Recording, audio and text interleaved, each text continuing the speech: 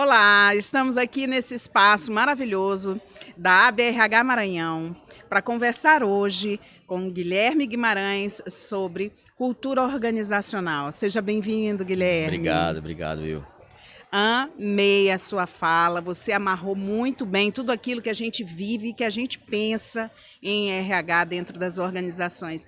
Mas, Guilherme, me fala um pouquinho mais sobre o que é essa cultura organizacional, esses times fortes, a questão do propósito. Legal. É muito. Eu brinco assim, né? Que eu acho que um dos temas mais subjetivos hoje do empreendedorismo chama-se cultura organizacional.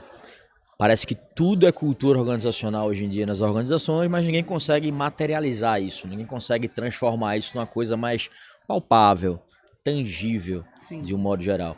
E falar sobre cultura não é tão simples, né? Porque é muito subjetivo. Então, faz uma palestra de 40 minutos, 50 minutos, uma hora, mas a gente poderia falar sobre 3 dias sobre cultura organizacional, de um modo geral.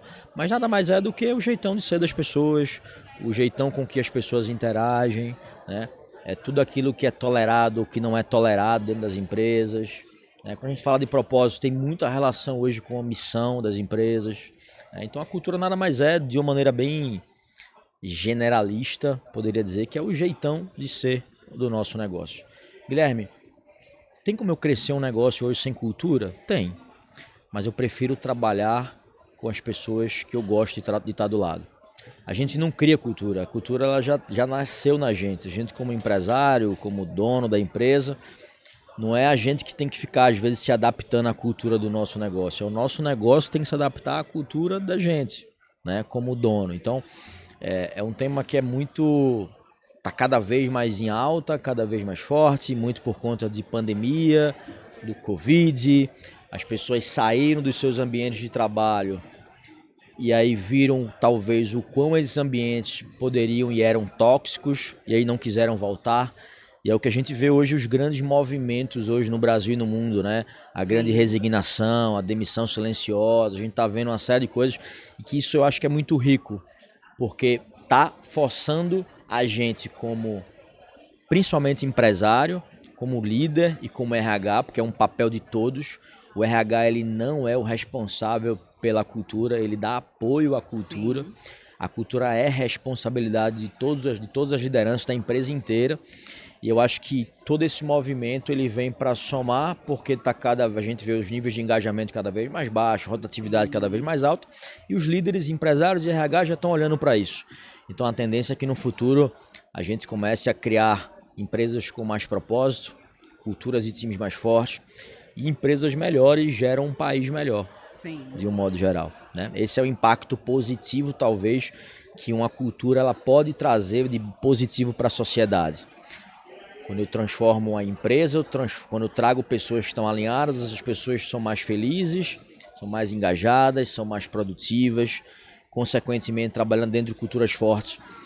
Isso vai refletir para a família, para a vida pessoal, e empresas melhores geram um país melhor. Eu estou aqui pensando, me diga aí 5 passos para construir uma cultura forte. Primeiro eu acho que você tem que saber o que você quer para a sua vida, né? Como eu falei, a cultura ela é reflexo do dono, a empresa é reflexo do dono, a cultura é reflexo do dono também.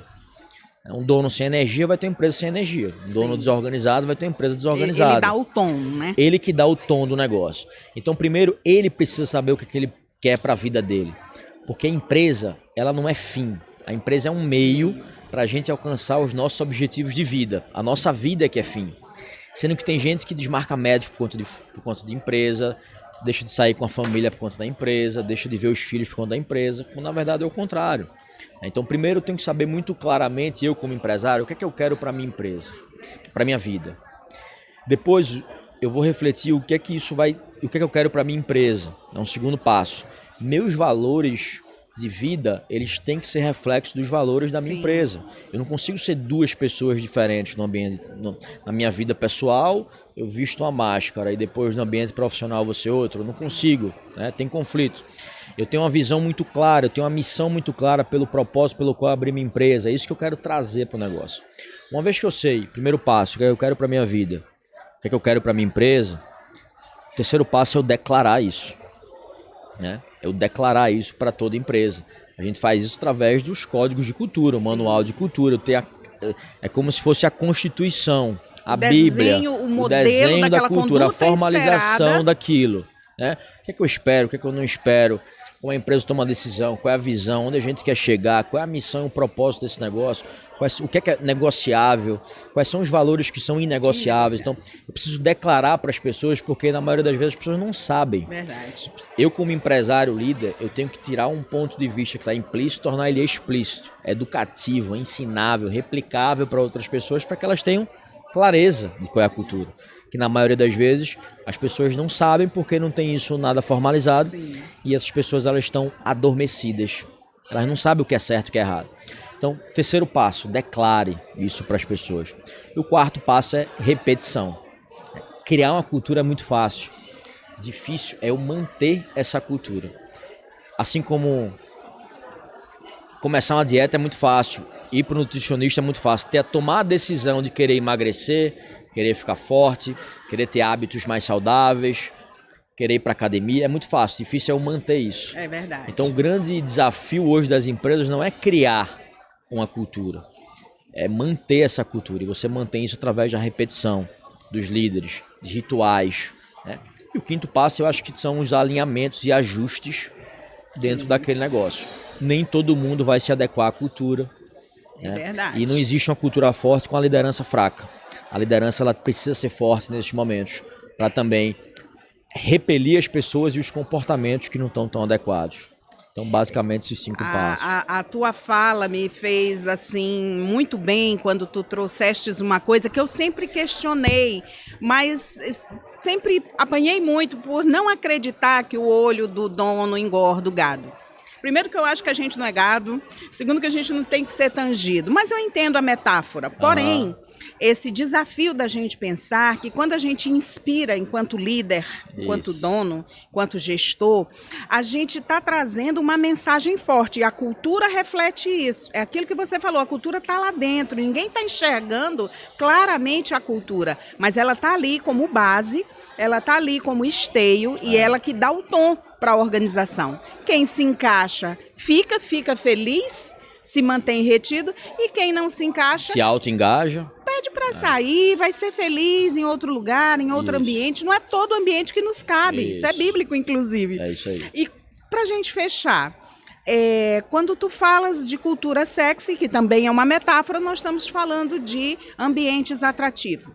Isso. Qual é o grande recado que você deixa para as organizações brasileiras? Eu acho que é impossível competir com empresas com propósito, com empresas que amam o que fazem. Quanto maior o tamanho do teu sonho, mais importante vai ser o teu time, de um modo geral. Escala é resultado de culturas e times fortes. É impossível eu escalar um negócio hoje sem gente certa, sem gente alinhada, sem gente engajada, conectada com a causa, com o propósito. E tudo isso só é possível se você tiver uma cultura forte. Não é racional, não é salário, não é benefício, não é plano de carro. Porque se você atrai pelo salário, você vai perder pelo salário. Se você atrai só pelo salário e pelo plano de cargos, você vai criar uma cultura mercenária. Verdade. Então o jogo não é ter mercenários, é ter missionários. O jogo não é ter funcionários, é ter missionários. Pessoas que se conectam com a nossa causa, com a nossa visão, com a nossa missão, com a nossa cultura. E que ganham junto, recado que eu deixo. Resultado vem para todo mundo. Gente, amei conversar contigo, amei te ouvir. Agradeço. Agora sou uma missionária seguidora. Convido vocês a seguirem a BRH Maranhão no Instagram, Guilherme Guimarães F, também no Instagram, e assistir seus vídeos no YouTube, ouvir os podcasts e seguir esse alinhamento. Gente, muito obrigada. Sejam sempre muito bem-vindos ao Comar. Ano que vem tem mais. Guilherme, um prazer imenso. Obrigado. E até a próxima. Até a próxima. Obrigada.